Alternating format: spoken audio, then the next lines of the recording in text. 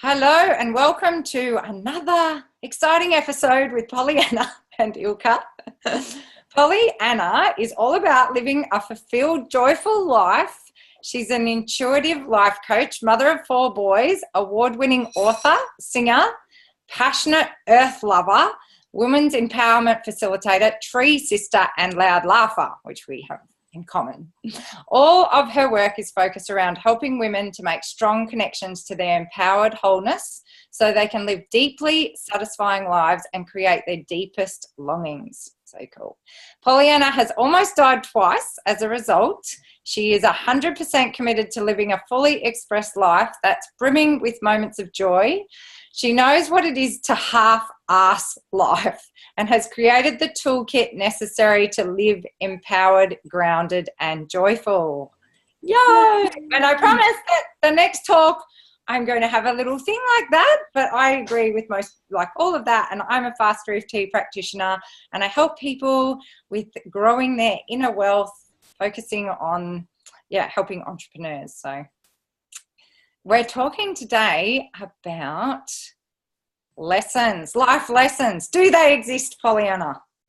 I say no, they do not. I do not believe in lessons. So I think the reason we came to be talking about this was because it keeps coming up in conversation, you know, how people go, this terrible thing happened to me and, you know, there's a lesson in it somewhere, or maybe people have had that experience where something's happened to them and they're in the midst of this awful thing that's going down and someone says to them, well, what can you learn from this? And, you know, which is about the worst thing. Yeah, like, who wants to be asked that when they're going through terrible trouble? No one. That's not okay. No one.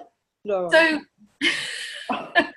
I guess we're talking about... Let's made to feel worse, Matt, perhaps.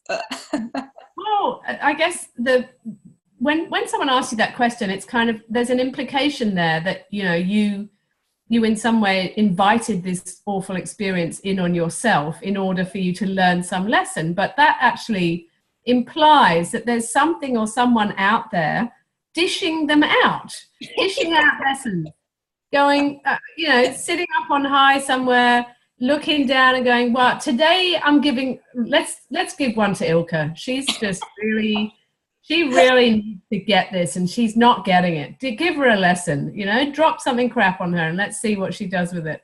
And I don't believe in that. I don't believe that there's something out there, whether you label it God or universe or, you know, whatever you want to call it, ascended masters. You know, there's a panel of ascended masters sitting somewhere handing out lessons. That's the when you sit in that space, you actually assign the power outside of you. So you're actually assigning all of the creative power to create your life to the forces out there that are the lesson disher outers. Yeah. And when we were talking about this, I met up with you at your home not too long ago, I mean, we discussed how, of course, human beings are wired to learn. So we're always learning. So speak to us about that, because we are always learning, but it's more about this, it's not dished out from a higher power kind of thing. Yeah, so we are completely, our brains are learning machines. So, and we need that in order to survive. So if, you know, in early times, if there was a saber-toothed tiger behind, you know, the village toilet or whatever, then, you know, your brain goes, well, I'm never going near the village toilet again. You know, it's like, it's a learning machine. It's always kind of looking for what's in the environment and what's happening and then making meaning out of that, which is how we all end up with all these, you know, unhelpful patterns that we got from childhood, is because we're constantly making up meaning in order to try and understand and learn about our world. So, you know, if mum is, you know, you want some attention or you need a cut dressed or whatever it is, and mum's in the middle of an argument with dad and, you know, she says, oh, you know, I'll deal with you later. you know, the child goes away and makes up a meaning about that, you know, like I'm not valid, or mummy doesn't love me, or whatever it is, and then walks around through the rest of their life with that meaning. So the meanings that we make and the way that our brain is programmed to learn, they can be useful or they can be really dysfunctional. Yeah. So, And I think it's kind of the same for this whole lesson thing as well. I mean, if you'd like to, perhaps if that's your way of bringing meaning to your life, then, and it serves you in some way, I don't think that's quite so bad as thinking, oh, well, it's my fault. It was, you know, like there's that where it's got a negative connotation, you know? Yeah. Well, there's probably two ways that you could look at lessons. One is, you know, there's some force out there dishing out lessons and waiting for you to learn your lesson. And if you don't, then, you know, God forbid, you're going to get more of them. Yeah. Or there's another way of looking at it, which is, because we're programmed and wired to learn, if you have an experience which is really not okay, you can look at that experience and go, what could I take from this, you know, to actually improve my life? So I had a really bad year last year, and I had a lot of deeply unpleasant experiences, all in a big cluster, and they made no sense whatsoever. And one of them was that I had a Caesar scar ectopic pregnancy, and so I randomly got pregnant at 44 with only one tube and no accidents. It was completely bizarre. And when I looked at the data, I actually went back and looked at the numbers, and I realized that it was statistically probable for this to happen to me, given, you know, all the other things that went along with it. And so there was no meaning to be made there, but there were things to learn from it. You know, like, for example, if I'd actually been awake and aware and I'd known about the statistical probability, it would never have happened, because I would have been really careful. So you can sit down and look at an experience afterwards, like an argument with a partner, for example. It's really easy to get into those, and we all do it. So it is, isn't it? Yeah. And so you can sit down afterwards and go, what could I learn from that? What could I take from that? You know, was I in that argument the way that I really want to be, or was I reacting? You know, and if I was reacting, what was it that triggered me? And if I was triggered, you know, what can I do next time that means that I'm not going to have that same response to that trigger? And like, there's a million things that you could learn from everything, but I just don't believe for 1 second that there's anything out there dishing it out. But because if there was, who would that be? What would be doing that? You know? If you really sit down and think about it, there are 7 billion people on the earth. Is there going to be a force somewhere that's got a track of all those people and is like handing out lessons? Yeah.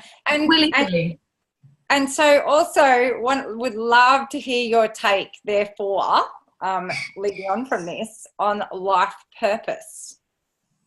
Ooh. Well, tell me yours first. What's your take on life purpose? What is my take on life purpose? Well, I actually think you're living your purpose all the time, no matter what you're doing. So, because you're here living. So your life purpose is basically every day when you get up in the morning and you go to sleep at night. Like that, to me, it's not something that, again, it's not something that's out there. You know, you're in the process of being it and doing it and living it, and on a minute by minute basis, second by second. You know, so that for me is, I think, that's my take on life purpose. I think if you go, oh, I've got to find it. Well, what are you finding? You know, it's in you. Maybe it's how could it be anywhere else? And perhaps I mean, for me, it's more about finding the things that really light you up and make you joy, you know, that give you a sense of joy and excitement about your life, so that you're going in that direction. But that But then if you're not having a good day, that doesn't mean you're not living your life purpose. Yeah. And I think, I think there's a lot of people out there, especially in sort of new age and spiritually minded communities. Like, I come across these people who are distressed that they don't know what their life purpose is. And they're spending enormous amounts of money trying to discover their life purpose. And what they're missing in the meantime is that they are actually alive now. And I think one of the most profound things that you can come to in life is an awareness that you're alive. Like, most of the time we're not aware of being alive unless you really make it a conscious practice to go, oh my God, I'm actually alive. And I mean, I've come to that place by nearly dying twice. So someone up there was giving me a couple of lessons on that. But I suppose what I learned from those experiences, what I took from those experiences of coming really close to death, including, having a near-death experience, and then spending a lot of time sort of immersed in what that means. What is it to die, and what is it to be alive? That when we're in this culture that's averse to death, but if you hold death close to you and you remember that it's always coming. It is always coming. Death is always coming. There's nothing more certain in this world than that you're going to die. If you hold that close, it actually reminds you moment to moment that you are alive. You are breathing and living and getting to be in the world and have experiences and make decisions and choose direction and choose how you're going to interact with people and choose who you get to be, like who you're going to inhabit within your own self. And that's totally remarkable. It's a miracle that any of us are here, because 75% of all fertilized eggs don't even make it to the uterus. 1 in 40 trillion or something. 1 in 40 trillion, I think. Right. That we're actually... I don't know where that comes from, but I did it as a little meme one time on Facebook. It looked good. Yeah, well, I went and looked it up the other day. It's pretty remarkable. It is amazing. It is a total miracle that you're alive right now. It is miraculous. Like, even if you think about the whole process of reproduction and go even further back and look at the fact that we're in this enormous, vast universe, and as far as we know, this is the only planet that is inhabited by life forms of this type. So that's a bloody miracle on its own. And then there's the fact that you arrived here and here you are. That, like, if you hold this in your awareness, then it's really clear that your purpose is to live yourself.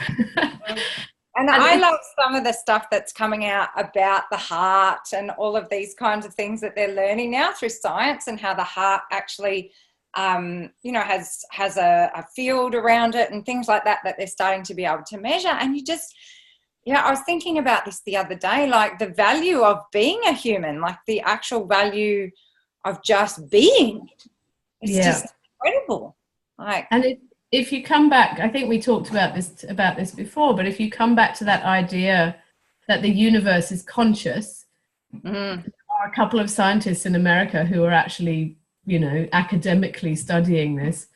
If you come back to the idea that the universe is conscious, then everything in it is an emanation of that consciousness, which means that everything that exists is kind of, the universe is learning about that. And so if we just sit here and talk about stuff that we really enjoy for the next 15 hours, then that would be valid, because everything that would be learning about what it is to talk about stuff that, is really enjoyable for 15 hours or... Yes. This is why it's valid to just be a human. That is our purpose. It's valid to breathe and to have this life experience, I suppose, of being human.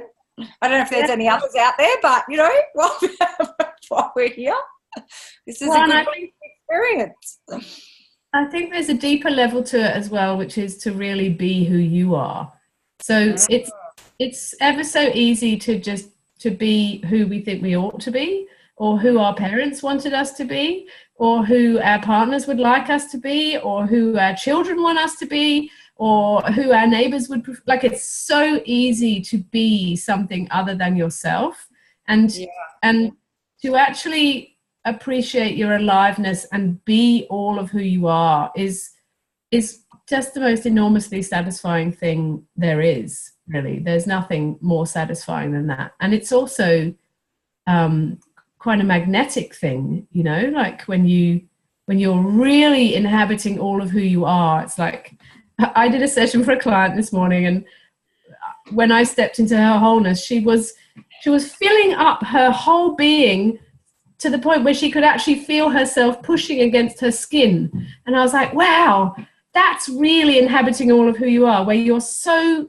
in your aliveness that you can feel yourself against your own skin, filling your skin. So cool. Yeah. I kind of have a love affair with this word embody at the moment.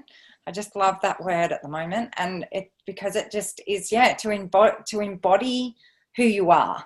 So because I love that it's about the body as well. It is about, you know, being in your body, and for me, I think living up here a lot, perhaps that's a lot about, oh, what's that person doing, that person or whatever, and being able to then come back more into my own body and my own sense of self and who I am. Living from that. Even lately, just if I'm up here, I just breathing into my body and realizing that that's a part of me, Pollyanna. I have a body as well as a mind. Well, that's how you get to be alive.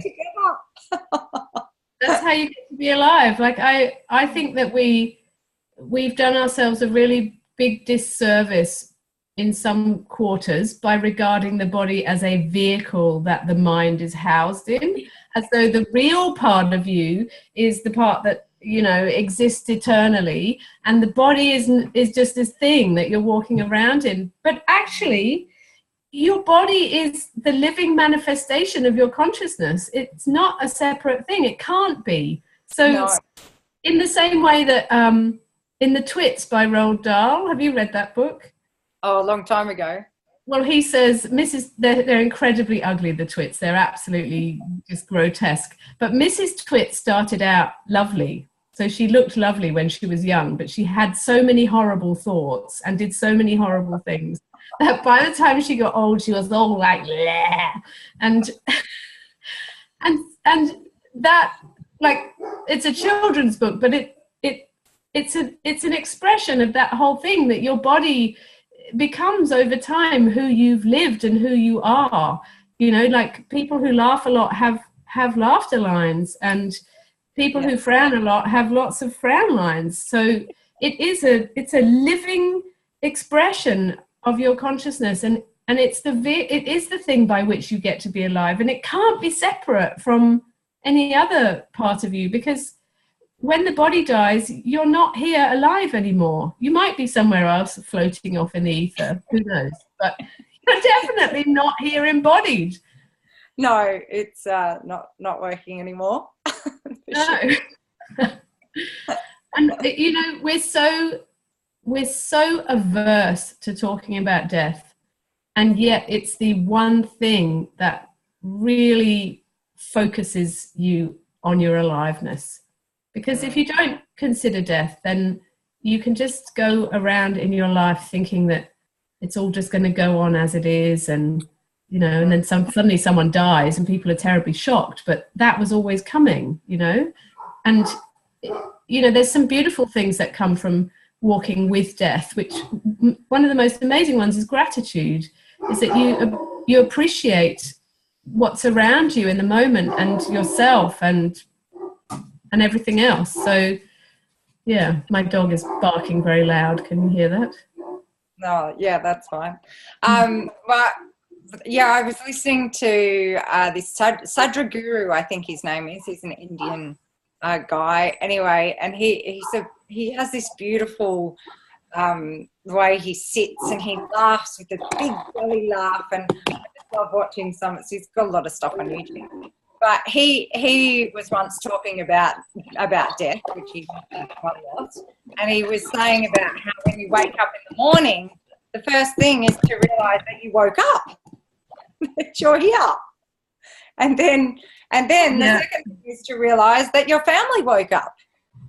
You know, and most of the people that you know have woken up, because he says millions of people didn't wake up that morning. Yeah. I think that, and I've remembered that ever since he said it, and it's actually really a good thing to remember when you wake up in the morning, and because to remember that you have another day to go to live and to enjoy. Yeah. Yeah, I'm just going to shut my dog up because it's driving me nuts.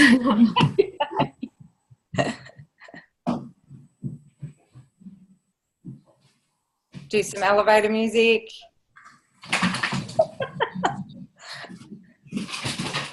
didn't know any elevator music to sing. Yeah, and it's true. You know, what you said is really true, because 10 million people die every day, which is a lot. That's a lot of people. So I didn't really know that a talk about life lessons and living your purpose could be so much about death. but I think definitely it helps you, as you say, have gratitude. I can hear the dog. The dog is completely disrupting this very serious conversation about death and life. That's how it should be. Something totally different in the moment than what was planned. Layla. So anyway, I think that unless you have anything else, we might sign off, and we'll be back again in a couple of weeks to have another chat.